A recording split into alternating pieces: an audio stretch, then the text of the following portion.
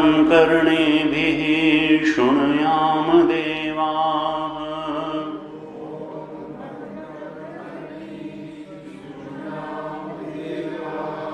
भद्रं पश्येमाक्षभिर्यजत्राः।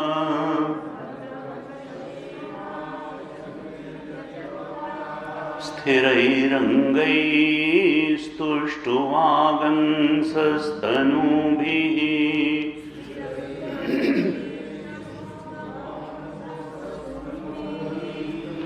व्यशेम देवहितं यदायुः।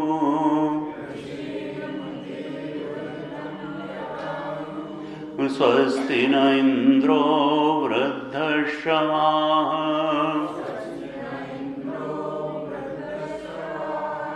स्वस्ति नः पूषा विश्ववेदाः।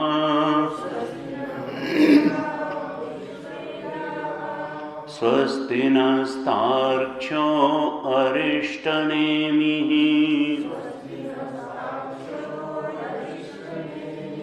स्वस्ति नो बृहस्पतिर्दधातु। ॐ शान्ति शान्ति शान्तिः।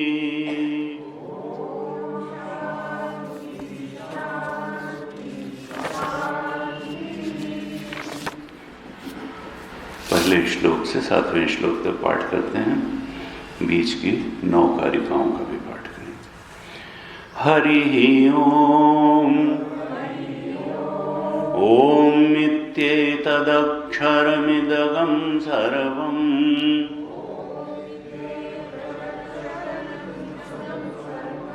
तस्योपव्याख्यानम् भूतं भवद्भविष्यदिति सर्वमोङ्कार एव। यच्चान्यत्रिकालातीतं तदप्योङ्कार एव। सर्वं हि एतद्ब्रह्म अयमात्मा ब्रह्म। सोऽयमात्मा चतुष्पात् जागरितस्थानो बहिष्प्रज्ञः। सप्तांग एकोनविंशतिमुखः। स्थूलभुक्वैश्वानरः। प्रथमः पादः। स्वप्नस्थानोऽन्तः प्रज्ञः। सप्तांग एकोनविंशतिमुखः। प्रविविक्तभुक्तैजसः। द्वितीयः पादः। यत्र सुप्तो न कञ्चन कामं कामयते।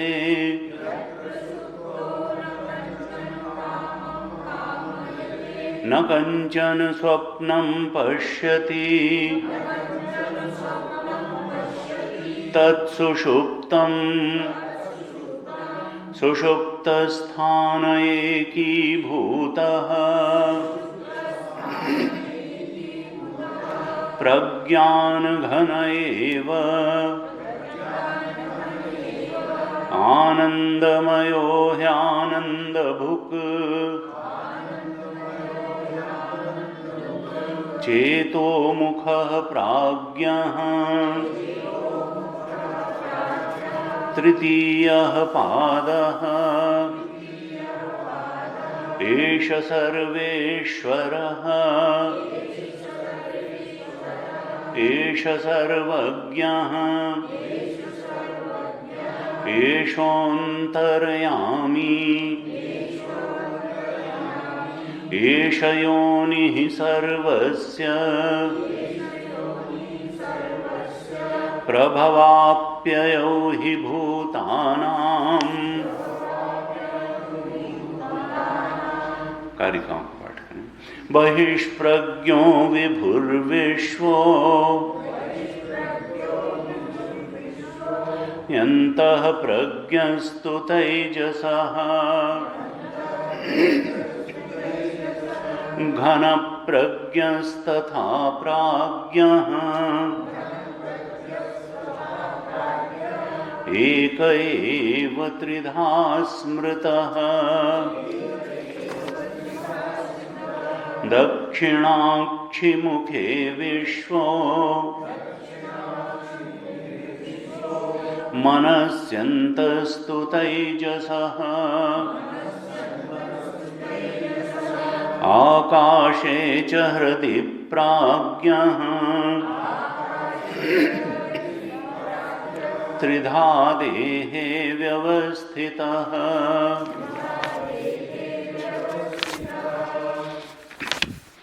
विश्वो हि स्थूलभुं नित्यम् तैजसः प्रविविक्तभुक् आनन्दभुक् तथा प्राज्ञः त्रिधा भोगं निबोधत। स्थूलं तर्पयते विश्वम् प्रविविक्तं तु तैजसम् आनन्दश्च तथा प्राज्ञम् त्रिधा तृप्तिं निबोधत। त्रिषु धामसु यद्भोज्यम् भोक्ता यश्च प्रकीर्तितः वेदैतद् उभयं यस्तु स भुञ्जानो न लिप्यते। प्रभवः सर्वभावानां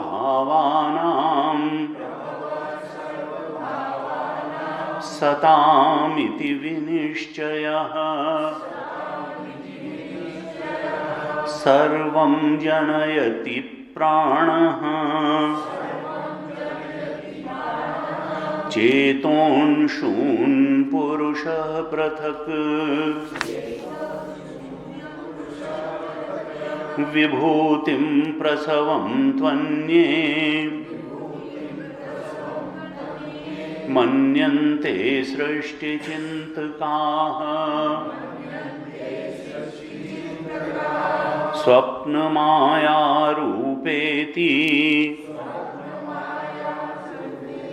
स्वप्नमायासरूपेति दृष्टिरन्यैर्विकल्पिता इच्छामात्रं प्रभोः सृष्टिः इति सृष्टौ विनिश्चिताः कलात् प्रसूतिं भूतानां मन्यन्ते कालचिन्तकाः भोगार्थं सृष्टिरित्यन्ये क्रीडार्थमिति चापरे देवस्यैष स्वभावोऽयम् आप्तकामस्य का स्पृहा। सातवें मंत्र का पाठ। नान्तः प्रज्ञं न बहिष्प्रज्ञं न उभयतः प्रज्ञं न प्रज्ञानघनं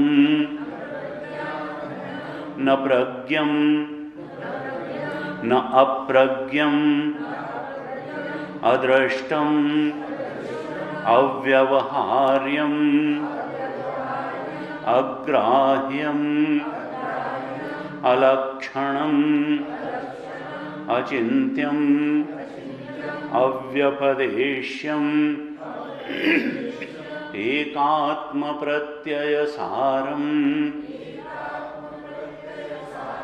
प्रपञ्चोपशमं शान्तं शिवमद्वैतं चतुर्थं मन्यन्ते स आत्मा स विज्ञेयः।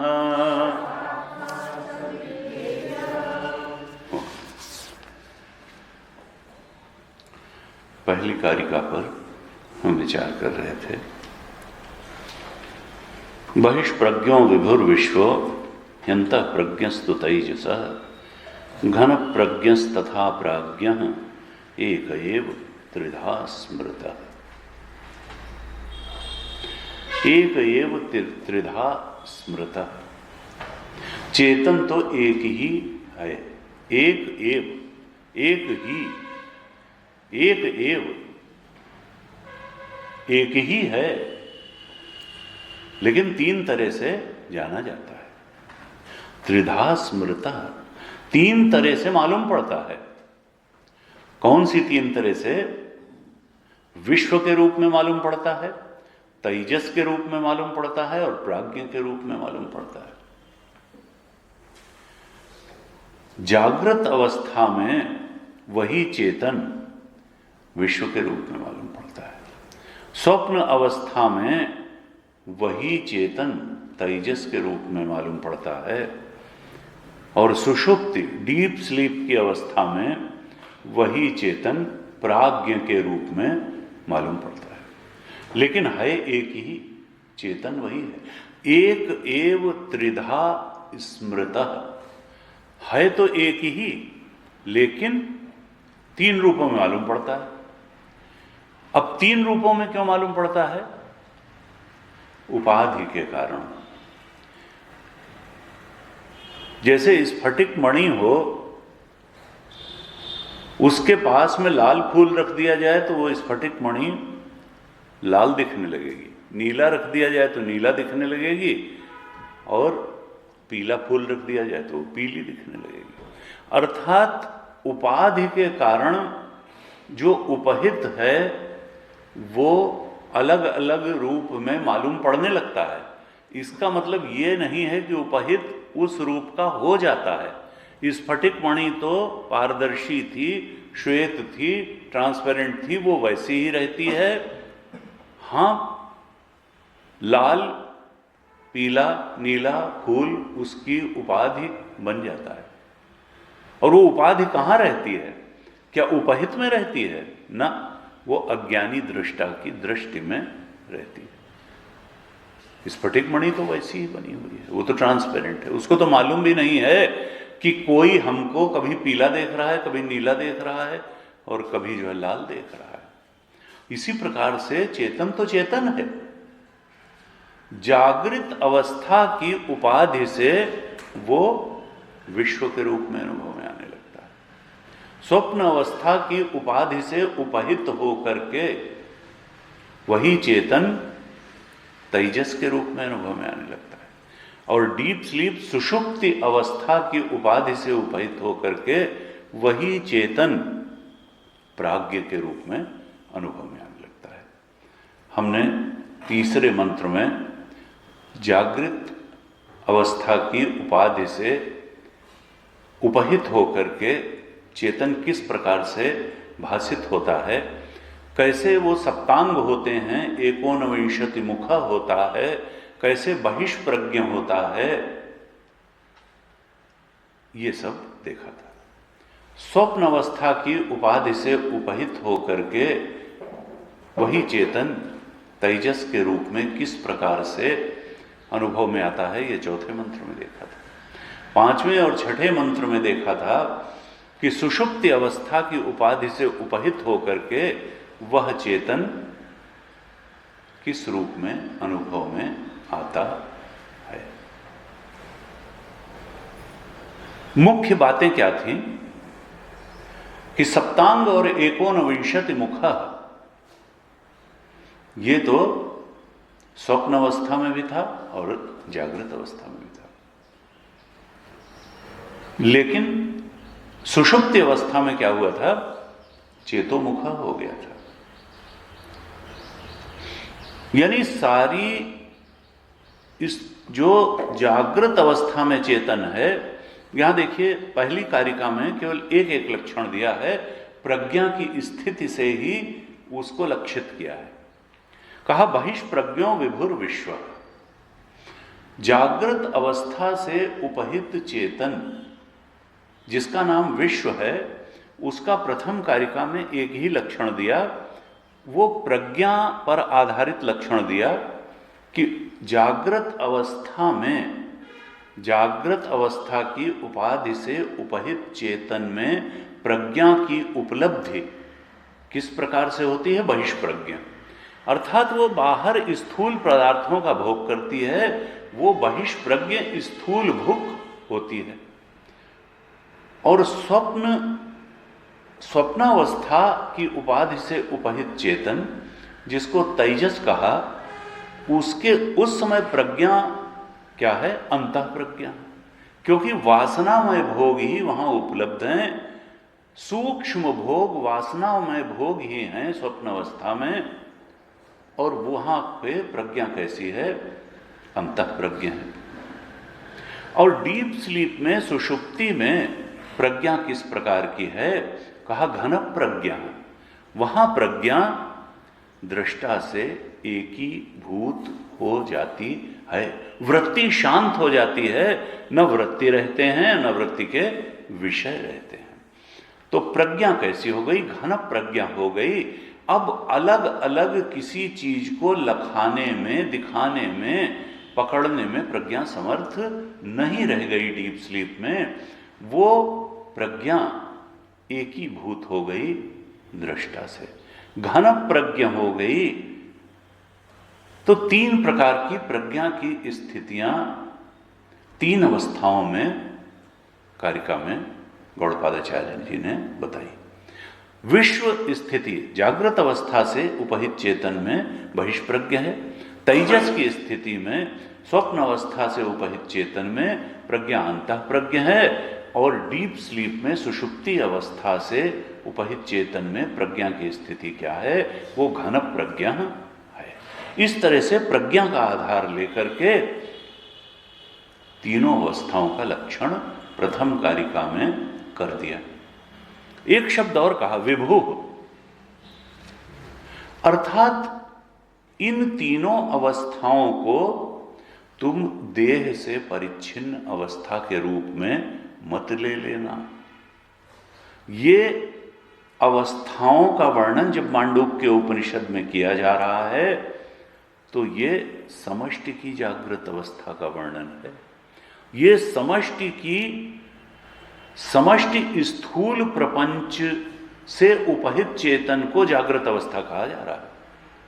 समष्टि स्थूल प्रपंच से उपहित चेतन, केवल तुम्हारे शरीर, स्थूल शरीर से उपहित चेतन यही नहीं है विभु। यहां पर विश्व से तुमको क्या अर्थ लेना है, समष्टि स्थूल प्रपंच से उपहित चेतन वो जागृत अवस्था का प्रतीक है, उसको विश्व कहा जा रहा है। इसी प्रकार से स्वप्न और सुषुप्ति में भी ये विभु लगाना पड़ेगा। समष्टि सूक्ष्म प्रपंच से उपहित चेतन को तेजस कहा है। केवल हमारी एक व्यक्ति की सुषुप्ता अवस्था में जो उपहित चेतन है उसको नहीं तेजस, अर्थात व्यष्टि और समष्टि की एकता का प्रतिपादन मांडूक्य उपनिषद कर रहा है, गौड़पादाचार्य जी भी कर रहे हैं। विभू शब्द कह करके वो यही बता रहे हैं कि देखो ये जिस चेतन का वर्णन कर रहे हैं वो समष्टि स्थूल प्रपंच से उपहित चेतन, ये तो जागृत अवस्था है, और समष्टि सूक्ष्म प्रपंच से उपहित चेतन ये वास्तव में स्वप्नावस्था है, और समष्टि कारण प्रपंच से उपहित चेतन ये सुषुप्ति अवस्था है। समष्टि कारण प्रपंच से उपहित चेतन, क्योंकि कारण हम जानते हैं कि 3 शरीर है ना हमारे, स्थूल शरीर, सूक्ष्म शरीर और कारण शरीर। कारण शरीर बाकी दोनों शरीरों का कारण है, सूक्ष्म और स्थूल शरीर का। लेकिन यहां जो बात हो रही है वो व्यष्टि स्तर पर नहीं हो रही है, समष्टि स्तर पर हो रही है, विभुता के स्तर पर हो रही है। समष्टि स्थूल प्रपंच से उपहित चेतन की बात हो रही है, समष्टि सूक्ष्म प्रपंच से उपहित चेतन की बात हो रही है, और समष्टि कारण प्रपंच से उपहित चेतन की बात हो रही है। जैसा हमने पहले भी चर्चा की कि बताना क्या चाह रहे हैं कि देखो विश्व और विराट में अंतर मत करना, तेजस और हिरण्यगर्भ में अंतर मत करना, प्राज्ञ और ईश्वर में अंतर मत करना। क्योंकि सामान्य रूप से हम व्यष्टि की जागृत अवस्था से उपहित चेतन को विश्व कहते हैं, व्यष्टि की स्वप्न अवस्था से उपहित चेतन को तेजस कहते हैं, व्यष्टि की सुषुप्ति अवस्था से उपहित चेतन को प्राज्ञ कहते हैं। और समष्टि के लेवल पर इसके शब्द कई बार शास्त्र में अलग होते हैं। समष्टि स्थूल प्रपंच से उपहित चेतन को वैश्वानर कह देते हैं, विराट कह देते हैं। समष्टि सूक्ष्म प्रपंच से उपहित चेतन को हिरण्यगर्भ कह देते हैं, राम जी, कृष्ण जी। और समष्टि कारण प्रपंच अव्याकृत से उपहित चेतन को ईश्वर कह देते हैं। और जो सबका अधिष्ठान है वो ब्रह्म है, वो आत्मा है। व्यष्टि स्तर पर उसको आत्मा कह देते हैं, समष्टि स्तर पर उसको ब्रह्म कह देते हैं।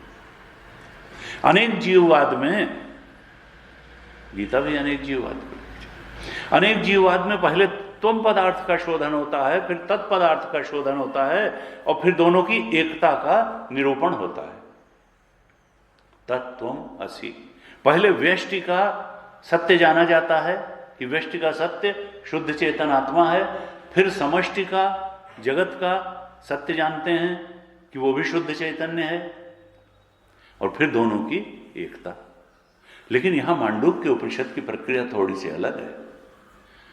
यहां पर उस प्रकार से पहले स्थूल को ही समष्टि स्थूल में मिला दिया।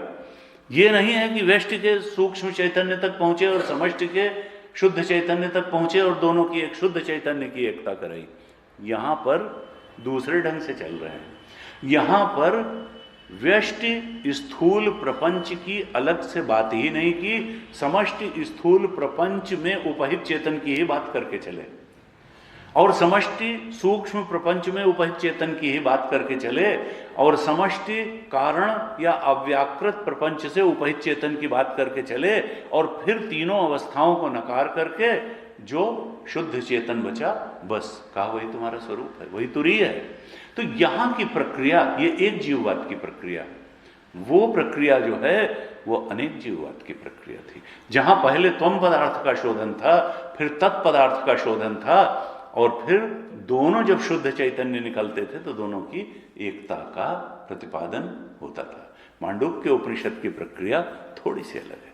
यहां पर स्थूल व्यष्टि को कहा कि तुम विश्व को विराट में मिलाओ, व्यष्टि स्थूल प्रपंच को समष्टि स्थूल प्रपंच में मिलाओ, व्यष्टि सूक्ष्म प्रपंच को समष्टि स्थूल सूक्ष्म प्रपंच में मिलाओ, और एक एक पाद उठाते चले जाओ। वो उसका कारण है, वो उसका कारण है, और फिर अंत में जो सबका कारण है वही शुद्ध चेतन है, वही तुरीय है, वही ब्रह्म है।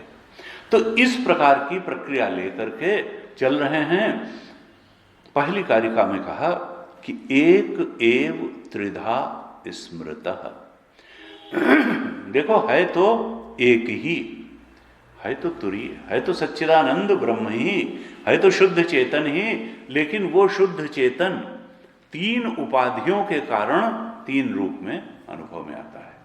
कभी जागृत अवस्था में विश्व के रूप में, स्वप्न अवस्था में तेजस के रूप में, सुषुप्ति अवस्था में प्राज्ञ के रूप में। का देखो, अधिष्ठान एक है और वो तुरीय है और वो शुद्ध चेतन है। ये अध्यास रूप है, सुपर इम्पोजिशन है। का देखो, ये जो है ये चश्मे का केस रखा हुआ, तो इसका अधिष्ठान क्या है? कहा ये प्लास्टिक का बना है, तो प्लास्टिक ही इसका अधिष्ठान हुआ। और ये रखा कहां है? स्पेस में रखा हुआ है, तो इसके रखने का अधिष्ठान क्या हुआ? आकाश। इसका बनने में इसका अधिष्ठान प्लास्टिक थी, इसको आधार देने में ये रखा कहां है? स्पेस में रखा है, तो आकाश भी इसका अधिष्ठान है, प्लास्टिक भी इसका अधिष्ठान है, आकाश भी इसका अधिष्ठान है। और ये प्लास्टिक इसका अधिष्ठान है और आकाश इसका अधिष्ठान है। ये जानने वाला कौन है? अगर वो जानने वाला न होता तो होता रहे प्लास्टिक अधिष्ठान और आकाश अधिष्ठान। वो जानने वाला तो मैं हूं, वो जानने वाला मैं हूं। अब तीन चीजें हो गई, प्लास्टिक भी अधिष्ठान हो गया, आकाश भी अधिष्ठान हो गया और मैं भी हो गया। इन तीनों का अधिष्ठान कौन है? कहा देखो, ये तीनों इल्यूजरी अधिष्ठान हैं। न प्लास्टिक सही अधिष्ठान है, न आकाश सही अधिष्ठान है, न मैं सही अधिष्ठान है। इन तीनों का अधिष्ठान कौन है? दृष्टा। इन तीनों का अधिष्ठान जो है वो शुद्ध चेतन है, दृष्टा है। हमको तमाम अधिष्ठान आपेक्षिक रूप से अनुभव में आते हैं, रिलेटिव है, रिलेटिव है। रिलेटिवली देखेंगे तो इस चश्मे का अधिष्ठान प्लास्टिक है और जहां ये रखा है आकाश भी इसका अधिष्ठान है और मैं जानने वाला भी हूं, तो उसका अधिष्ठान क्या है? असल में प्लास्टिक, आकाश या मैं जानने वाले तीनों का अधिष्ठान एक ही होता है। एक एव त्रिधा स्मृतः हुआ, एक शुद्ध चेतन ही है। वो दृष्टा जो है, वो चेतन जो है, वही अधिष्ठान है। और इसको ज्यादा अच्छे ढंग से कहां समझा जा सकता है? स्वप्न के दृष्टांत में। अगर ये जागृत में रहता है तो हमको कंफ्यूजन हो रहा है कि चेतन अधिष्ठान कैसे हो सकता है, लेकिन यही चश्मा अगर स्वप्न में हमको दिखाई देता तो वो स्वप्न का चश्मा चेतन से ही तो बना हुआ था। वहां कौन सा और मटेरियल था? वहां तो मन का ही पसारा था। वो स्वप्न में अगर यही चश्मा रखा होता तो वो चेतन से ही बना होता, और वो स्वप्न का आकाश जहां वो चश्मे का केस रखा होता वो भी चेतन से ही बना होता, और वो स्वप्न पुरुष जो उसको जान रहा होता वो भी चेतन से ही बना होता। वो स्वप्न पुरुष यानी अधिष्ठान चेतन ही था। यहां भी बिल्कुल जागृत में वैसे ही अधिष्ठान चेतन ही है, लेकिन फिर भी हमको कंफ्यूजन होता है कि नहीं, चेतन कैसे हो सकता है? अधिष्ठान तो तीन है, प्लास्टिक अधिष्ठान है, आकाश अधिष्ठान है और मैं हूं, एक अधिष्ठान कहां? लेकिन शास्त्र क्या बताना चाहता है कि तुमको इसी बोध पर पहुंचना है कि ये तीनों तो रिलेटिव हैं। जो सत्य अधिष्ठान है, जो तात्विक रूप से अधिष्ठान है, वो चेतन ही है। और यही समझाने के लिए मांडूक्य उपनिषद का सारा प्रयास है। क्या समझाना चाहते हैं कि देखो, हम जो हैं वो हमारा स्वरूप शुद्ध चेतन का स्वरूप है, तुरीय स्वरूप है। ये अवस्थाएं आने जाने वाली हैं, ये अवस्थाएं कोई सत्य नहीं है, चाहे जागृत अवस्था हो, चाहे स्वप्न अवस्था हो या सुषुप्ति अवस्था हो। ये तो उपाधियां हैं उस चेतन की जो हम हैं। और यह भी बताना चाहता है मांडूक्य उपनिषद कि देखो, जो हम व्यष्टि को समष्टि से अलग करके मानते हैं, ये हमारा मानना भी गलत है।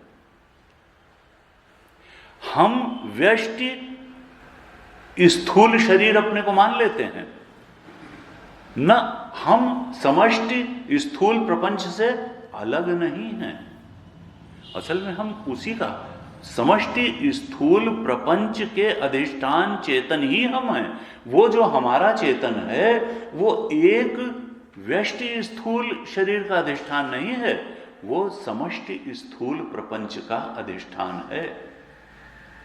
और बहुत फैला करके भी नहीं है, क्योंकि फैलाना तो देश में होता है, या काल में होता है, या वस्तुओं में होता है। और देश, काल और वस्तु तीनों का अधिष्ठान ये चेतन ही है। अर्थात जब यही तीनों हैं तो इसको फैलाओगे कहां? चेतन पर तो ये स्वयं आश्रित हैं। ये तो चेतन की वजह से जाने जा रहे हैं देश, काल, वस्तुएं। देश में फैला करके वो चेतन अधिष्ठान नहीं है, वो जैसा है वैसा ही अधिष्ठान है। फैलाना नहीं है, न देश में, न काल में, न वस्तुओं में। जैसा चेतन उपाधियों का त्याग करके जिस रूप में वो चेतन हमें अनुभव में आ रहा है, बिल्कुल उसी रूप में वो सबका अधिष्ठान है। उसमें बदलाव की जरूरत नहीं है कि हमको उसको फैलाना है देश में या काल में या वस्तु में, ना। कहा देखो, हम न समष्टि स्थूल प्रपंच से भिन्न हैं, न समष्टि सूक्ष्म प्रपंच से हमारा सूक्ष्म प्रपंच भिन्न है, न समष्टि कारण प्रपंच से हम भिन्न हैं।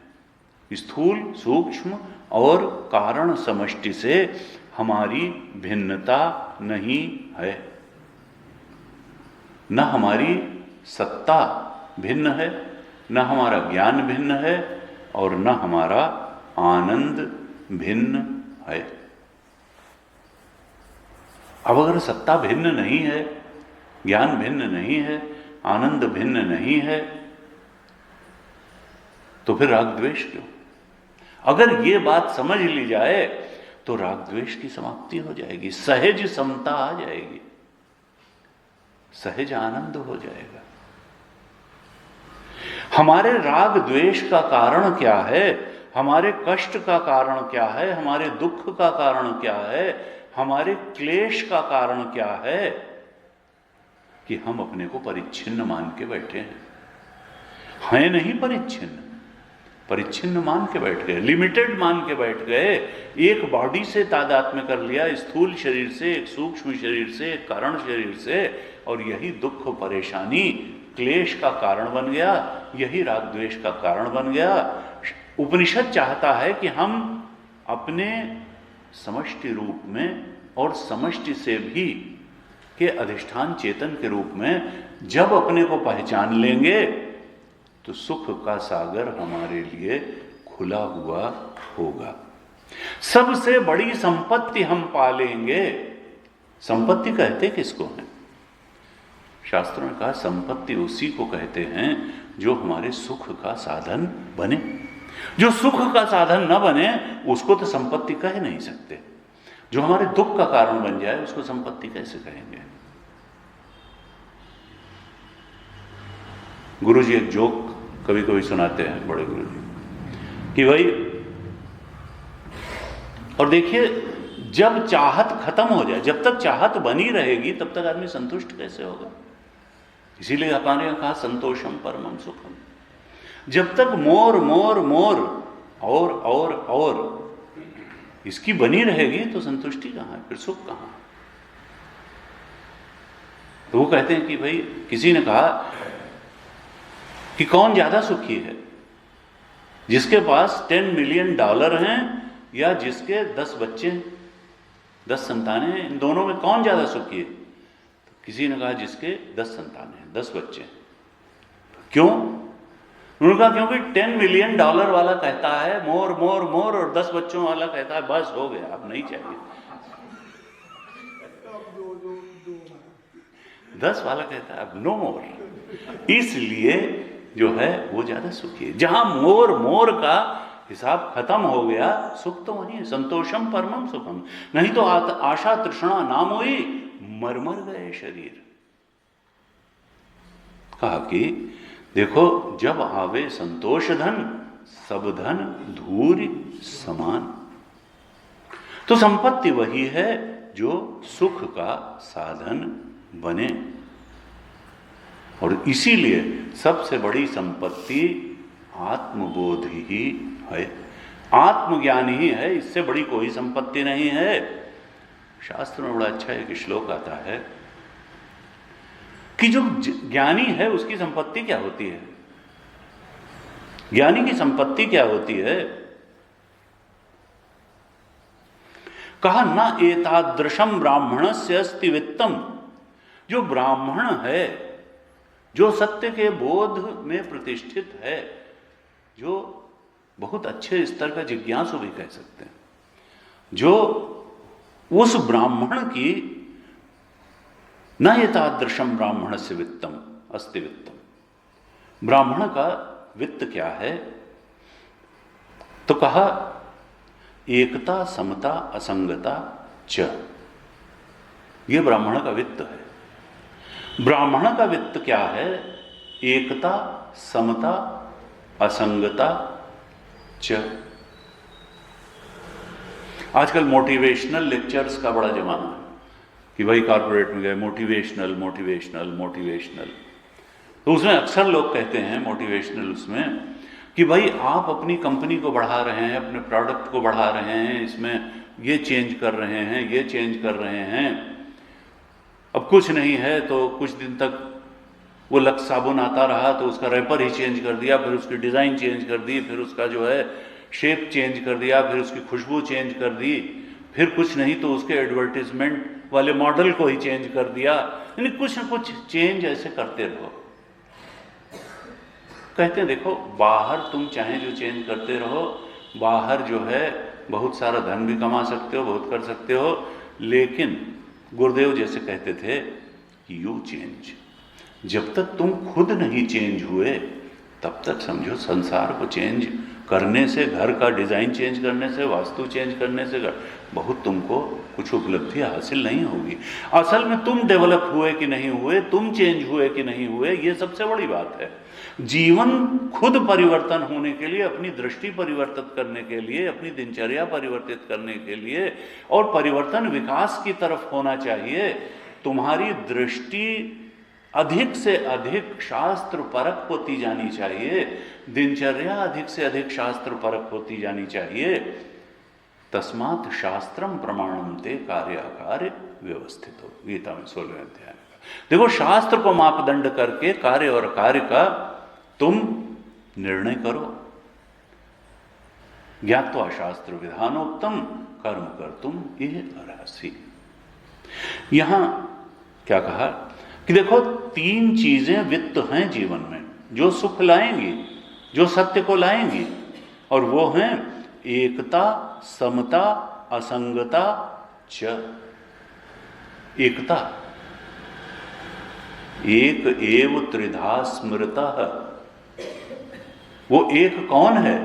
वो चेतन ही है। एक, उस एक के बोध में प्रतिष्ठित होना, यह सबसे बड़ा वित्त है। और उसमें प्रतिष्ठित होने के लिए भाई हर व्यक्ति क्या प्रतिष्ठित हो जाएगा? कुछ अर्हता चाहिए, कुछ योग्यता चाहिए, कुछ अधिकारित्व चाहिए। वो अधिकारित्व क्या है? समता और असंगता। उस एक तत्व के बोध में, आत्म तत्व के बोध में प्रतिष्ठित होने के लिए, उस एकता को प्राप्त करने के लिए जीवन में समता और असंगता भी चाहिए। तब वो वित्त जो ब्राह्मण का सबसे बड़ा वित्त है, एकता, वो प्राप्त हो सकेगा। न एतादृशम ब्राह्मणस्य अस्ति वित्तम यथा एकता समता असंगता च। ये तीन चीजें तो साधक को बिल्कुल गांठ बांध लेनी चाहिए। एकता, समता, असंगता च। वो एक तत्व, आत्म तत्व, वो जो एक है, जो त्रिधा दिखाई देता है जागृत स्वप्न सुषुप्ति उपाधियों से, उस एक तुरीय में, उस एक आत्म तत्व के को अपना स्वरूप जानना, उसके बोध में प्रतिष्ठित होना, ये सबसे बड़ा वित्त है। और उस वित्त के लिए जो और वित्त हैं जिनकी आवश्यकता है, कहा कि समता। अब ये समता, देखिए देखने में समता शब्द बहुत छोटा लगता है, लेकिन ये समता शब्द का विस्तार बहुत है।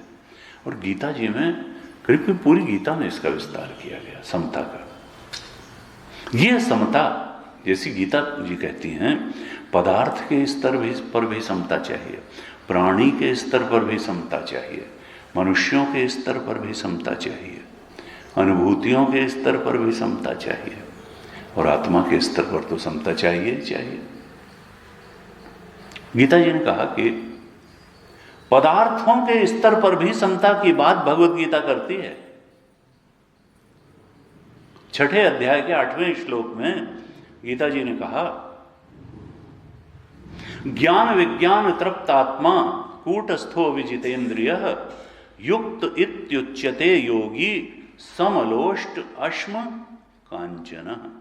6ठे अध्याय का 8वां श्लोक देख लीजिएगा बाद में। कहा कि पदार्थ के स्तर पर भी समता दिखनी चाहिए। समलोष्ट अश्म कांचन। देखो, मिट्टी, पत्थर और सोना है तो एक, अधिष्ठान तो आत्मा ही है। पदार्थ के स्तर पर समता की दृष्टि होनी चाहिए। समलोष्ट अश्म कांचना। कहा युक्त इत्युच्यते योगी।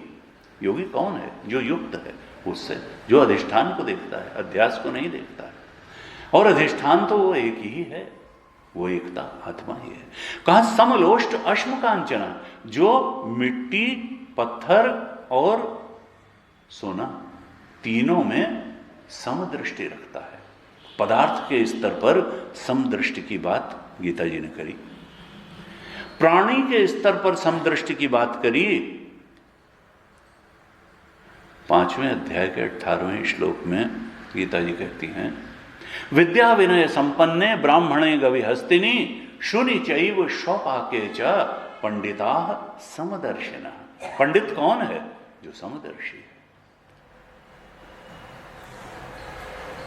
प्राणियों के स्तर पर, चाहे कुत्ता हो, हाथी हो, चांडाल हो या ज्ञानी ब्राह्मण हो, विद्या विनय संपन्न ब्राह्मण है, विद्या विनय से संपन्न ब्राह्मण हो, गाय हो, हाथी हो, कुत्ता हो या श्वपाके, कुत्ता पका के खाने वाला चांडाल हो, पंडिता समदर्शिना, सब में उसी आत्म तत्व का पसारा देखता है, वही पंडित है, वही जो समदर्शी है, जो प्राणियों में समदर्शन करता है उस आत्म तत्व का, वही पंडित है। तो समता की बात करी प्राणी के स्तर पर गीता जी ने, और कहा मनुष्य मनुष्य में भी भेद मत करना। 6ठे अध्याय के 9वें श्लोक में गीता जी ने कहा, सुहरन मित्रार उदासीन मध्यस्थ द्वेष बंधुषु साधुष्वपि च पापेषु समबुद्धिर विशिष्यते। विशेष रूप से समता वाली बुद्धि होती है ज्ञानी की। मनुष्यों में हम तो शत्रु मित्र बंधु ऐसे करते हैं, ये हमारे सुहृद हैं। सुहृद का मतलब जो प्रतिकार प्रति उपकार की अपेक्षा किए बिना हमारी मदद करे, वो सुहृद है। माता पिता जैसे हैं, गुरु। तो सुहृद मित्रार उदासीन, जो सुहृद है, मित्र है, शत्रु है या उदासीन है। सुहृद मित्रार उदासीन मध्यस्थ है, जिससे हमारा द्वेष है, द्वेष बंधुषु हमारा भाई है। समबुद्धिर विशिष्यते, जिसकी समबुद्धि है। कहा मनुष्य में भी समता रखो, प्राणी में समता रखो, पदार्थ में समता रखो। और गीता जी कहती हैं कि अनुभूति के स्तर पर भी समता रखो। शीतोष्ण सुख दुखेषु यथा मानापमानयोः जितात्मनः प्रशान्तस्य परमात्मा समाहितः। शीतोष्ण सुख दुखेषु ये तथा मानापमानयो। देखो, शीत में, उष्ण में, सुख में, दुख में, मान में, अपमान में, अनुभूति के स्तर पर। शीत उष्ण का अर्थ क्या है?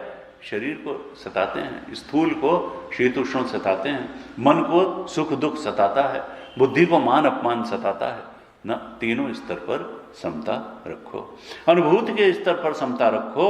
और कहा देखो, आत्मा के स्तर पर तो समता होगी। सर्वभूतस्थमात्मानं सर्वभूतानि चात्मनि ईक्षते योग युक्तात्मा सर्वत्र समदर्शन। सब में उसी आत्मा का पसारा है। छठे अध्याय का 29वां श्लोक। सर्वभूतस्थम आत्मा, वही आत्मा सारे भूतों में है, वही मेरे। ईक्षते योग युक्तात्मा सर्वत्र समदर्शन। जो योग युक्त है वो सब में उसी आत्मा का पसारा देखता है। तो कहा इस प्रकार से देखो, जो ब्राह्मण का वित्त है वो एकता है, समता है और असंगता है। एकता, समता, आत्मा की एकता, इतने इतने स्तरों पर समता, और फिर असंगता। असंगता की बात तो, असंगता माने आसक्ति ना हो। क्यों आसक्ति क्यों होती है? देखिए, स्वप्न के समय स्वप्न के पदार्थों में उतनी ही आसक्ति होती है जितनी जागृत अवस्था के समय जागृत के पदार्थों प्राणियों में आसक्ति होती है। स्वप्न में कम आसक्ति नहीं होती है। और कहते हैं देखो, ये जागृत भी स्वप्नवत ही है, बहुत अंतर नहीं। इसीलिए ध्यान में कहते हैं वृत्ति के दृष्टा हो जाओ, क्योंकि हम कोई असल में थिंग्स इन देमसेल्व्स को तो जानते नहीं है। जैसे स्वप्न में जब सूक्ष्म पदार्थ वृत्ति का विषय बनते हैं तभी तो हम उनको जानते हैं, ऐसे ही जागृत में भी जब कोई प्राणी पदार्थ परिस्थिति हमारे वृत्ति का विषय बनती है तो उस वृत्ति को ही हम जानते हैं, असल में चीजों को तो हम जानते नहीं। इसलिए ध्यान में कहते हैं कि सत्य के बोध में प्रतिष्ठित होने के लिए वृत्ति के साक्षी हो जाओ। वृत्ति के साक्षी हो गए मानो जब पूरी जागृत अवस्था के तुम साक्षी हो गए। धीरे धीरे जब वो बात आएगी तो खुली आंख से भी तुम वृत्ति के, जगत के, अनुभूतियों के साक्षी हो सकोगे। और वो साक्षी सत्य है, न वृत्ति सत्य है, न वृत्ति में दिखने वाला विषय सत्य है। असल में वो वृत्ति का साक्षी जो है, जो दृष्टा है, जो निर्लिप्त दृष्टा है, सत्य तो वही है, वही तुरी है, वही आत्मा है, वही ब्रह्म है। इसलिए कहते हैं कि साक्षी हो जाओ। साक्षी सत्य है, साक्षी में कोई अंतर नहीं है। स्वप्न की वृत्ति का साक्षी भी वही है, जागृत की वृत्ति का साक्षी भी वही है, और साक्षी तो सुषुप्ति में भी वही है। साक्षी में अंतर नहीं है। साक्षी तटस्थ है और साक्षी दृष्टा तीनों अवस्थाओं का साक्षी है। और वो अवस्थाएं रहें तब भी साक्षी है और अवस्था न रहें तब भी साक्षी है। वो तो सच्चिदानंद स्वरूप है, वो तो तुम्हारा स्वरूप ही है। जनक जी की कहानी आती है कि स्वप्न में उन्होंने देखा वो भिखारी हो गए और जागने पर देखा कि वो तो राजा हैं, और वो परेशानी में पड़ गए कि भाई सत्य क्या है। अष्टावक्र ने कहा देखो, ना तुम राजा हो ना तुम भिखारी हो, ये दोनों अनुभूतियां मिथ्या अनुभूतियां। तुम दृष्टा हो, तुम दृष्टा हो, तुम साक्षी हो। तुम स्वप्न में दिखने वाले भिखारी के भी दृष्टा थे। जब तुम भिखारी बने थे, तुम जब यहाँ जागृत में राजा बने हुए हो, तो इस राजसी राजपाट और ये पद और ये समृद्धि असल में तुम अभी भी, तुम्हारा स्वरूप दृष्टा स्वरूप है। तुम न भिखारी हो, न तुम राजा हो, तुम दृष्टा हो, तुम साक्षी हो। साक्षी तटस्थ है, अवस्था बदलने से वो बदलता नहीं है।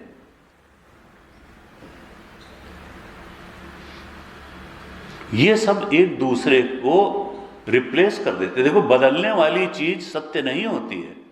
जो तीनों कालों में रहे सत्य तो वही है। त्रिकालयति तिष्ठति इति सत्यम। लेकिन जब जागृत अवस्था रहती है तो स्वप्न नहीं रहती, सुषुप्ति नहीं रहती। जब स्वप्न रहता है तब जागृत और सुषुप्ति नहीं रहती। जब सुषुप्ति रहती है तो जागृत और स्वप्न नहीं रहता। यानी ये एक काल में ही रहती हैं और एक दूसरे को हटा करके ही ये अवस्थाएं आती हैं। तीनों काल में कोई अवस्था नहीं रहती है। त्रिकालेति तिष्ठति कोई नहीं है, त्रिकालेति तिष्ठति दृष्टा ही है। इसके अलावा त्रिकालेति तिष्ठति कोई नहीं है जो इन तीनों अवस्थाओं का दृष्टा है, तीनों कालों में वही रहता है, इसलिए सत्य वही है। ये तीनों अवस्थाएं तो एक दूसरे को हटा करके ही आती हैं। जब एक रहती है तो दूसरी नहीं, दूसरी रहती है तो तीसरी नहीं, तीसरी रहती है तो पहली नहीं। कहा ये जो है, ये अवस्थाएं जो हैं परस्पर एक दूसरे से बाधित हो जाती हैं। एक अवस्था को बाधित करके ही दूसरी अवस्था आती है।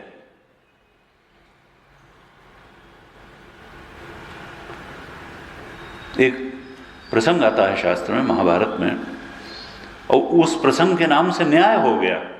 एक न्याय जैसे होता है ना, खंभ खनन न्याय, हिला हिला करके देखो, ऐसे तमाम न्याय। फिर तो एक होता है सुंदोपसुंद न्याय। सुंदोपसुंद न्याय वो कैसे बना कि दो भाई थे, असुर थे, सुंद और उपसुंद। सुंद और उपसुंद दो असुर थे और बड़े बलवान असुर थे। पूरा उन्होंने त्राहि त्राहि मचा करके रख दी थी। और ये असुर लोग तपस्वी भी बहुत होते थे, ये नहीं खाली देवता, देवता तो भोग में लगे रहे ये। लेकिन यही है कि ये भगवान के उपासक नहीं, तपस्वी खूब होते थे। तो सुंद और उपसुंद बहुत तपस्या किया इन्होंने। ब्रह्मा जी प्रसन्न हो गए, ब्रह्मा जी प्रकट हुए, उन्होंने कहा तुम्हारी तपस्या से, दोनों सगे भाई थे, तुम्हारी तपस्या से हम प्रसन्न हैं, वर मांगो। तो उन्होंने कहा कि वर यही दे दीजिए कि हम दोनों अमर हो जाएं। उन्होंने कहा भाई देखो, अमरता का वर देना हमारे वश की बात नहीं है, और तुम जो वर चाहो हम दे सकते हैं, लेकिन ये किसी जीव को अमर बनाना, हम खुद ही अमर नहीं हैं तो हम अमर होने का वरदान कैसे दें? हमारा भी एक सीमा है, 100 वर्ष की आयु है ब्रह्मा। तो उन्होंने कहा कि और कोई वरदान मांग लो। तो उन्होंने कहा क्या मांगे भाई, कोई तरीका निकालें जिससे कि अमर जैसी ही चीज प्राप्त हो जाए। तो दोनों में बड़ा प्रेम था। तो उन्होंने कहा कि ऐसा करिए कि हम और किसी के मारे न मरें, हम अगर एक दूसरे के मारने से मरें तभी मरें, और नहीं तो हम न मरें, ऐसा वरदान दे दिए। उन्होंने कहा हाँ ऐसा तथास्तु। अगर तुम एक दूसरे के मारने से मरोगे तभी मरोगे, और नहीं तो नहीं मरोगे। अब इन लोगों ने तो त्राहि त्राहि मचा के रख दिया, क्योंकि आपस में तो इनका प्रेम था, कोई इनको जीत ही नहीं पाता था, मरते नहीं थे, क्या करें। तब जो है कहते हैं, जैसे अपने यहाँ कहावत होती है कि झगड़े के 3 ही कारण होते हैं, जर जोरू जमीन, जर जोरू जमीन। तो अब जमीन तो इनके पास तो बहुत ही थी, पैसा बहुत रहा होगा इतने। तब आ गई तिलोत्तमा। ब्रह्मा जी ने एक अप्सरा भेज दी, तिलोत्तमा, और ये दोनों उस पर मुग्ध हो गए। उसने कहा बड़े वाले ने कि देखो ये तुम्हारी भाभी है, तुम इस पर ऐसी दृष्टि मत रखो। उसने कहा इससे ब्याह मैं करूंगा, तुम्हारे छोटे भाई की पत्नी है, तुमको शर्म नहीं आती ऐसी बात करते हुए। इस प्रकार से झगड़ा शुरू हुआ दोनों में, और फिर झगड़ा यहां तक पहुंचा कि दोनों एक दूसरे को मार के मर गए। तो इससे बना सुंदोपसुंद न्याय, अर्थात दोनों एक दूसरे की ही कमी को लखा करके, दोनों एक दूसरे को हटा करके फिर चले जाते हैं। तो कहा जागृत अवस्था स्वप्न अवस्था को हटाती है, और स्वप्न अवस्था जागृत अवस्था को बाधित कर देती है। जैसे सुंदोपसुंद न्याय में सुंद और उपसुंद ने एक दूसरे को बाधित कर दिया, इसी प्रकार से ये तीनों अवस्थाएं एक दूसरे को बाधित कर देती हैं और परस्पर बाधित हो जाती हैं। ये बाधित हो जाती, एक दूसरे को ही बाधित कर देती हैं, परस्पर बाधित कर देती हैं। और ये जो है, इसलिए ये सत्य नहीं है, त्रिकालेति तिष्ठत नहीं है, ये अमर नहीं है। जैसे वो दोनों अमर नहीं। अमर कौन है? अमर तो दृष्टा ही है, वो साक्षी ही अमर है, वो दृष्टा ही अमर है, वही सत्य है। कहा भाई बिना उसके वास्तव में शाश्वत आनंद और शाश्वत सुख की प्राप्ति हो नहीं सकती। इसलिए कहा कि देखो सबसे बड़ी संपत्ति तो वही है, और उसके लिए एकता, समता, असंगता च, वो एक आत्म तत्व के बोध में प्रतिष्ठित होना, उसके लिए समता रखना विभिन्न स्तरों पर, और उसके लिए असंगता रखना। अश्वत्थमेनं सुविरूढ़ मूलम असंग शस्त्रेण दृढ़ेन छित्त्वा। ये संसार वृक्ष जो है बड़ा सुविरूढ़ मूलम है, बहुत जड़ जमाए हुए है। असंगता के शस्त्र से ही इसको काट देना चाहिए। 15वें अध्याय में कहा निर्माण मोहा जित संग दोष अध्यात्म नित्या विनिवृत्त कामा द्वंद्वैर विमुक्ता सुख दुख संगे गच्छन्ते मूढ़ा पदम अव्ययम तत्।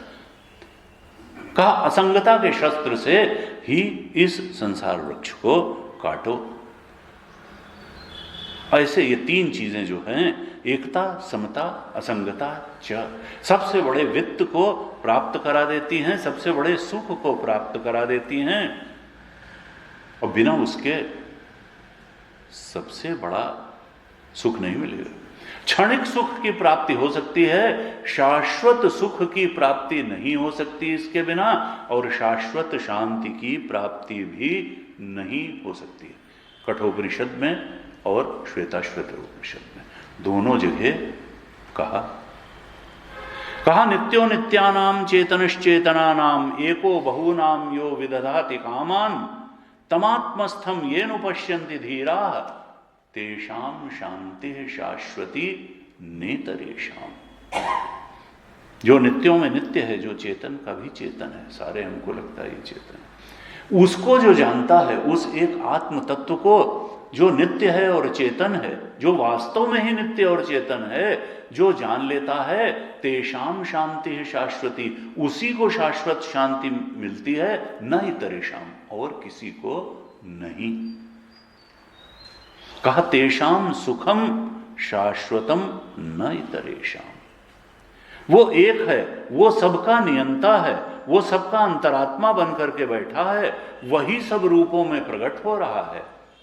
जो उसको जान लेता है उसी का सुख शाश्वत सुख है, और किसी का नहीं। तो शास्त्र बार बार कहना चाहते हैं कि देखो उस शाश्वत सुख, उस शाश्वत शांति को पालो, और वो तुम्हारा स्वरूप ही है। अवस्थाओं में भटकने से वो मिलने वाला नहीं है, उपाधियों को छोड़ने से वो मिलने वाला है। वो जो एक एव त्रिधा स्मृतः है, उस एक एव को पहचान लो, और त्रिधा नामक जो उपाधियां हैं उनसे ऊपर उठो, तो फिर वो तुमको अभी यहीं अपने स्वरूप के रूप में ही मिलने वाला है। कर्म से बाहर से वो नहीं आएगा। दूसरे मंत्र, दूसरी कारिका में क्या कहते हैं? कहते हैं दक्षिणाक्ष मुखे विश्वो मनस्यंतस्तु तैजसः आकाशे च हृदि प्राज्ञा त्रिधा देहे व्यवस्थिता। गौड़पादाचार्य जी कहते हैं दूसरी कारिका में दक्षिणाक्ष मुखे विश्व और मनस्यंतस्तु तैजसः। ये जो विश्व है यानी जागृत अवस्था का अभिमानी चेतन विश्व, त्रिधा देहे व्यवस्थित है। देखिए दूसरी कारिका में गौड़पादाचार्य जी क्या बताना चाह रहे हैं कि इस देह में ही तुम विश्व, तेजस और प्राज्ञ तीनों का अनुभव कर सकते हो, इस देह में ही। और भाष्यकार ने जब भाष्य लिखा, देह से हम लोग तुरंत वेष्टि देह पर आते हैं। भाष्यकार ने जब भाष्य लिखा तो उन्होंने समष्टि देह लेकर किया। देह का मतलब, स्थूल देह का मतलब समष्टि स्थूल प्रपंच, सूक्ष्म देह का मतलब समष्टि स्थूल प्रपंच, समष्टि सूक्ष्म देह का मतलब समष्टि सूक्ष्म प्रपंच, और कारण देह का मतलब समष्टि कारण प्रपंच। हम जब भाष्य पर थोड़ा सा विचार करेंगे तब ये देखेंगे। अभी तो आप वेष्टि देह से ही दृष्टांत से भी मान सकते हैं। कहा कि त्रिधा देहे व्यवस्थिता, इस देह में ही तुम तीनों का अनुभव कर सकते हो। और देह का मतलब क्या है? भाष्यकार ने जो भाष्य लिखा तो कहा जागरित अवस्थायाम एव त्रयाणाम अनुभव प्रदर्शनार्थो अयम श्लोकः। जागृत अवस्थायाम एव विश्वादीनाम त्रयण, ये विश्व, तेजस और प्राज्ञ, इन तीनों को जागृत अवस्था में ही तीनों की अनुभूति कैसे हो, यह बताने के लिए ये श्लोक है। जागृत में ही तीनों का अनुभव कैसे हो जाए, जागृत में ही विश्व का, तेजस का और प्राज्ञ का, तीनों का अनुभव कैसे हो जाए, यह बताने के लिए ये कारिका का दूसरा श्लोक है। अब इसके लिए पहले स्थान बता रहे हैं। स्थान देखिए, जागृत स्थान प्रथम पाद है, स्वप्न स्थान द्वितीय पाद है, सुषुप्त स्थान तृतीय पाद है। लेकिन महत्वपूर्ण कौन है? स्थान के स्थानी, स्थान महत्वपूर्ण नहीं, स्थान वाला महत्वपूर्ण, यह ध्यान रखना है। तो अब यहां देह में 3 स्थान बता रहे हैं, इन तीनों के 3 स्थान बता रहे हैं। देह में विश्व का स्थान कहां बता रहे हैं? दक्षिणाक्ष मुख है, दाहिनी आंख, राइट आई, दक्षिण अक्ष, दाहिनी आंख में विश्व का स्थान है। ये होता है दक्षिणाक्ष मुखे विश्व। ये देह में अगर इनका स्थान निर्धारित करें तो कहां निर्धारित होता है? दक्षिणाक्ष मुखे विश्व। ये दाहिनी आंख में विश्व का स्थान निर्धारित होता है। मानो विश्व जो है दाहिनी आंख में बैठा हुआ है। और मनस्यंतः तो तेजसा, मनसी अंतः, और मन के अंदर, मनसी अंतः तो तेजसा, मन के अंदर जो है वो सुषुप्ति अवस्था का अभिमानी तेजस बैठा हुआ है। देह में तीनों का स्थान अगर निर्धारण करना है, कारिकाकार कहां निर्धारित कर रहे हैं? दाहिनी आंख में मानो विश्व बैठा हुआ है, मन के अंदर मानो तेजस बैठा हुआ है, और आकाशे च हृदय प्राज्ञ, हृदयाकाश में प्राज्ञ बैठा हुआ है। हृदयाकाश में प्राज्ञ बैठा हुआ है, मन में तेजस बैठा हुआ है, और दाहिनी आंख में विश्व बैठा हुआ है। ये त्रिधा देहे व्यवस्थिता, इस देह में ही ये तीनों इस प्रकार से व्यवस्थित हैं। इस देह में, जागृत में ही तीनों का अनुभव करने की बात गौड़पादाचार्य जी कर रहे हैं। अब कैसे अनुभव करेंगे? बड़ी सुंदर कारिकाएं अभी आगे आने वाली हैं, जहां पर कि वो स्पष्ट करेंगे कि भाई असल में जागते में भी आदमी सपना देखता है। अंग्रेजी में एक कहावत है, कैसल्स इन द एयर है, और एक जो है हिंदी में है दिवा स्वप्न, एक शब्द है दिवा स्वप्न। जैसे हमने ये कार खड़ी है, इतने लोग बैठे हैं, अब हम आंख बंद कर लें, आंख बंद कर लें और फिर सोचने लगें, तो क्या होगा? वो जो है स्मरण होगा, वो स्वप्न जैसा ही होगा, स्मरण करने लगे, और फिर उसी में फ्लेयर्स भी हो गए, कल्पना कर ली, ये कर लिया, वो कर लिया। तो एक प्रकार से वो जागते समय ही का सपना हो गया, क्योंकि अब स्थूल भूमि तो रह नहीं गया। आंख बंद करते ही जब वृत्ति अंदर अंदर ही चलने लगी तो अब दर्शन नहीं रह गया, अब स्मरण हो गया। जो भी हम आंख बंद करके अब कर रहे हैं तो स्मरण है, वो उसमें सूक्ष्म सृष्टि ही है। उसमें हम इनके बारे में सोचेंगे तो इनका एक इमेज ही तो होगी, सूक्ष्म होगा, सब चीज सूक्ष्म होगी। तो जागने में भी तेजस का अनुभव किया जा सकता है। जागते समय ही, और वो अनुभव कहां किया जा सकता है? मन में। यानी इस देह में ही तेजस को मन में अनुभव किया जा सकता है, जागृत अवस्था में ही। और आंख खुली रहे अगर, दक्षिण अक्ष का मतलब यह है आंख, आंख खुली रहे अगर तो स्थूल भोग हो जाएगा। अच्छा भाई ये हो रहा है, तो दक्षिण अक्ष को कहा कि देखो जब दर्शन हो रहा है तब मानो जागृत अवस्था है, और जब दर्शन नहीं हो रहा है, आंख बंद कर ली, अब मन में ही स्मरण चल रहा है, तब क्या हुआ? वासनामय ही सब रहा, शत्रु भी वासनामय है। चाहे वो जागृत ही है, अभी हम जान रहे हैं कि हम जागे हुए हैं, फिर भी मन का ही पसारा चल रहा है। तो जहां दर्शन है वहां तो जागृत है, और जहां स्मरण है वहां तेजस है।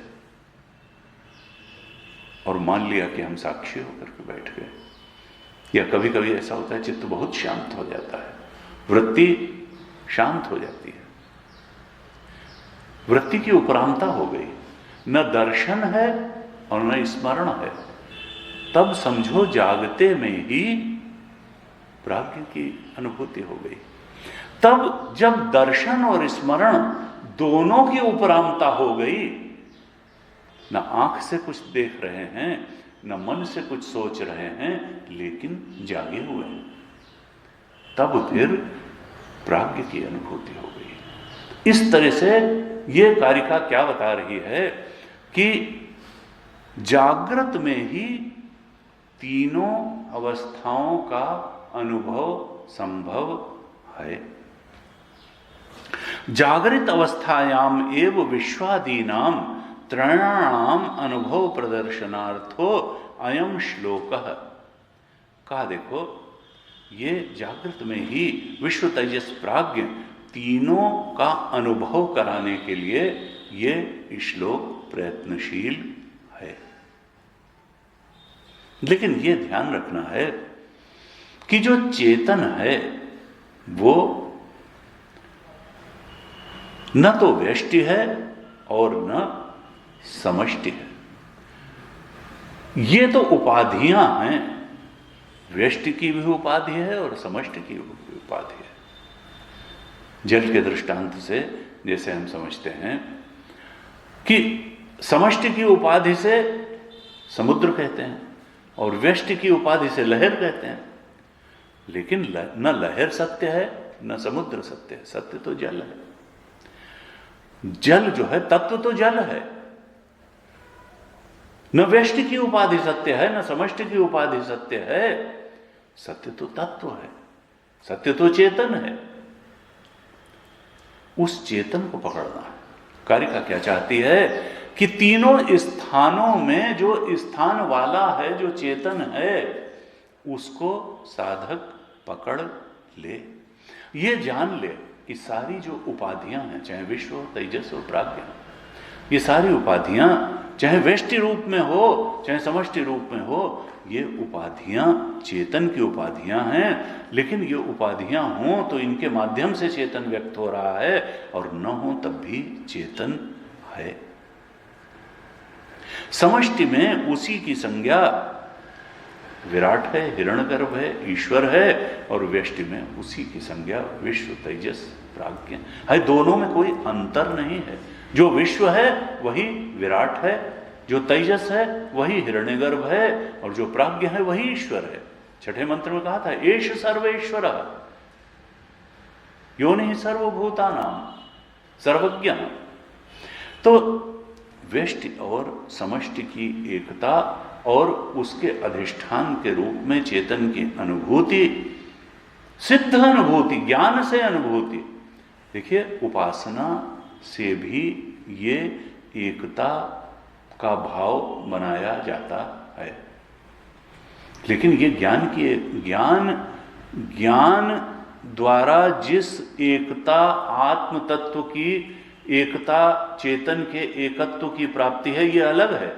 और उपासना से जिस एकता की प्राप्ति होती है वो अलग है। भगवान के चरणों में अपने को समर्पित कर देना, इतना समर्पित कर देना कि मिट जाना, ये उपासना है। ये उपासना है कि देखो भगवन तुम ही सब करने वाले हो। साईं ते सब होत है, बंदे ते कछु नाही। इस प्रकार का जो भाव एक रखना है कि नहीं तुम ही करने वाले हो, ये क्या है? ये विश्व द्वारा विराट की अधीनता स्वीकार करना है। ये भाव की का ऐक्य है, ये ज्ञान का ऐक्य नहीं है। इसकी अपनी महत्ता है, इसकी अपनी महत्ता है, उपासना की अपनी महत्ता है, लेकिन ज्ञान की अपनी महत्ता है। हमको उस बात को बोध के रूप में जानना है, और उसके पहले भाव बनाने से भी हमको लाभ होगा। क्या लाभ होगा? कहते हैं उपासना से चित्त में ऐश्वर्य प्रकट होता है, वैभव प्रकट होता है, चित्त का वैभव प्रकट होता है, दीनता का अंत हो जाता है, अनीश्वरता का दोष नष्ट हो जाता है। ही नहीं करता भक्त, ही नहीं करता, दैन्य उसके जीवन में नहीं आता उपासक के। जो अनीश्वरता का दोष है वो उपासना से नष्ट हो जाता है। दीनहीन बन करके उपासक नहीं रहता, उसके चित्त में ऐश्वर्य प्रकट होता है। और ऐसा तमाम भक्त संतों के जीवन में दिखाई दिया। कहते तुलसी बाबा ने मुर्दे को खड़ा कर दिया, ज्ञानेश्वर भगवान ने भैंस से वेद बुलवा दिया, भैंस से वेद। ऐसे ऐसे जो है ऐश्वर्य, चित्त वैभव प्रकट होता है उपासना से, और इसीलिए उपासना का बड़ा महत्व है। ये कहना कि देखो प्रभु तुम ही यहां बैठ करके सारी वृत्तियों, एक तो यह है कि मैं दृष्टा बन करके, एक ये प्रभु तुम ही सब कर रहे हो यहां बैठ करके, तुम ही बैठ करके मेरी वृत्तियों को देख रहे हो, तुम ही सब कुछ कर रहे हो, मैं तो कुछ हो ही नहीं। साईं ते सब होत है, बंदे ते कछु नाही। इसको जो है अहम ग्रहोपासना भी कहते हैं। अपने अहम को प्रभु के अहम से रिप्लेस कर देना, ये भगवान ही हैं और वही सब कर रहे हैं, ये उपासना है। कहा देखो ये दासत्व की पराकाष्ठा, सब कुछ तेरा मैं कछु नहीं। नानक देव जी ने कुछ ऐसा कहा, सब कुछ तेरा मैं कछु नहीं, मैं तो कुछ भी नहीं हूं, सब कुछ तेरा है। कहते हैं जब वो पढ़ने गए तो जैसे 11-12 तेरा जैसे ही आया तो उनका हो गया, पूर्व जन्म की स्मृति आ गई। उन्होंने कहा अब तेरा के आगे तो पढ़ने की कोई जरूरत ही नहीं है। तत्र तम बुद्धि संयोगम लभते पौरुदेकम।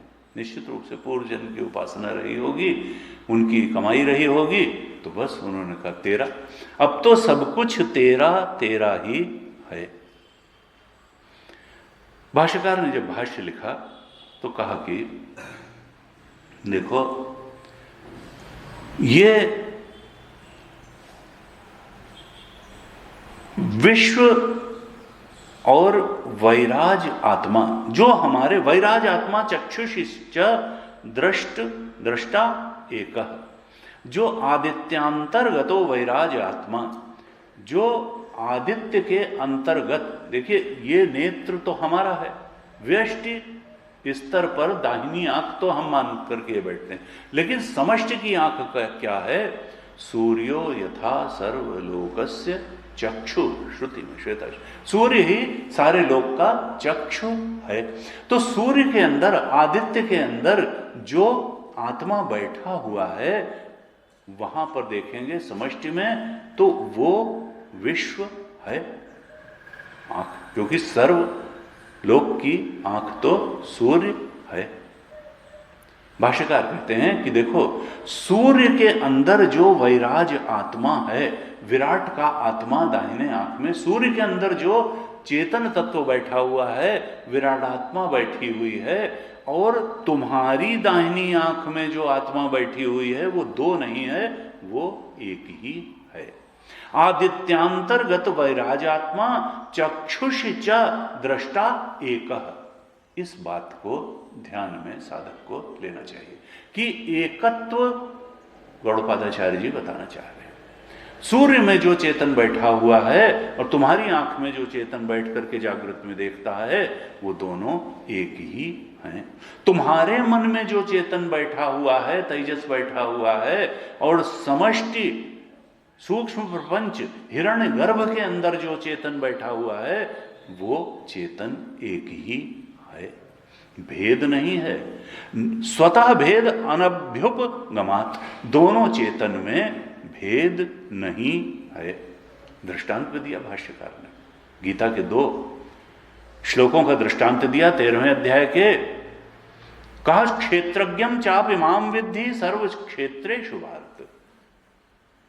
गीता में 13वें अध्याय में दूसरे श्लोक में भगवान ने कहा कि देखो, ये जीव चेतन और ईश चेतन, इसमें अंतर मत करो। ये जो क्षेत्रज्ञ है वो मैं ही हूं, मैं ही तुम्हारे हृदय में चेतन बन करके बैठा हुआ हूं।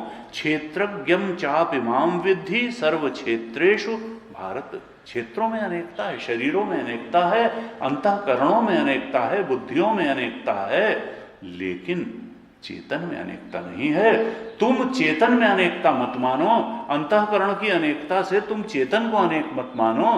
क्षेत्रज्ञम चापि माम विद्धि, मैं ब्रह्म स्वरूप चेतन, मैं एक ही हूं। सारे क्षेत्रों में क्षेत्रज्ञ मैं ही हूं। क्षेत्रज्ञ शुद्ध चैतन्य, एक शुद्ध चैतन्य है जो सारे क्षेत्रों में है। और यहां भगवान ने एक और बात कही, अपि क्षेत्रज्ञम च अपि माम विद्धि। ये अपि क्यों कह दिया? उसके पहले का श्लोक है, इदम शरीरम कौन्तेय क्षेत्रज्ञम क्षेत्रमिति अभिधीयते। ये क्षेत्र जो है शरीर है, और जो इसको जानने वाला है वो क्षेत्रज्ञ है। तो यहां कहा, क्या कहा? क्षेत्रज्ञम चापि माम विद्धि सर्व क्षेत्रेषु भारत।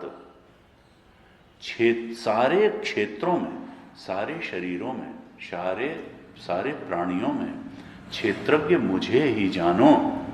अपि, मैं भी। तो ये भी क्यों कहा? ये इसलिए कहा कि क्षेत्र को भी तुम मुझसे अलग कोई इंटिटी, अलग तत्व मत जान लेना। क्षेत्र भी मैं ही हूं और क्षेत्रज्ञ भी मैं ही हूं, सब कुछ मैं ही हूं। क्षेत्रज्ञ भी, क्षेत्र भी, सर्व क्षेत्र क्षेत्रज्ञम चापि माम विद्धि।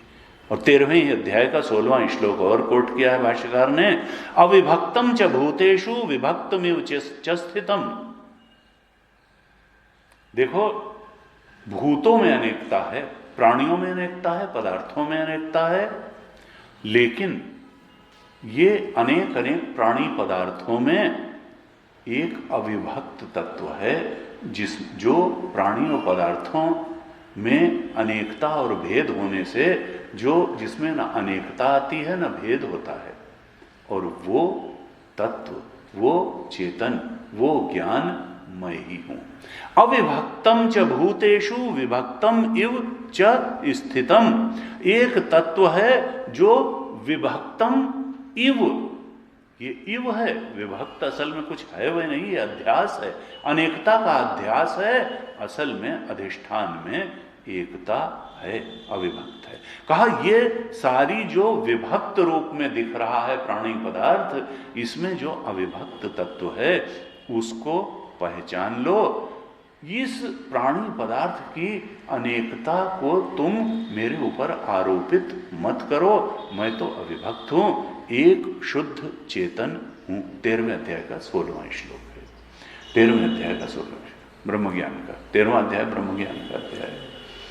इस प्रकार से भाष्यकार और गौड़पादाचार्य जी, कारिकाकार चाहते हैं कि व्यष्टि और समष्टि के भेद को मिटा दिया जाए, और उस भेद को मिटाने के बाद में जो अधिष्ठान चेतन एकमात्र तत्व है, उसके बोध में, उस तुरीय सच्चिदानंदात्मा के बोध में यह जीव प्रतिष्ठित हो जाए। आज ओम पूर्णमदः पूर्णमिदं पूर्णात् पूर्णमुदच्यते पूर्णस्य पूर्णमादाय पूर्णमेवावशिष्यते। ॐ शान्तिः शान्तिः शान्तिः। हरिः ॐ श्रीगुरुभ्यो नमः। हरिः ॐ।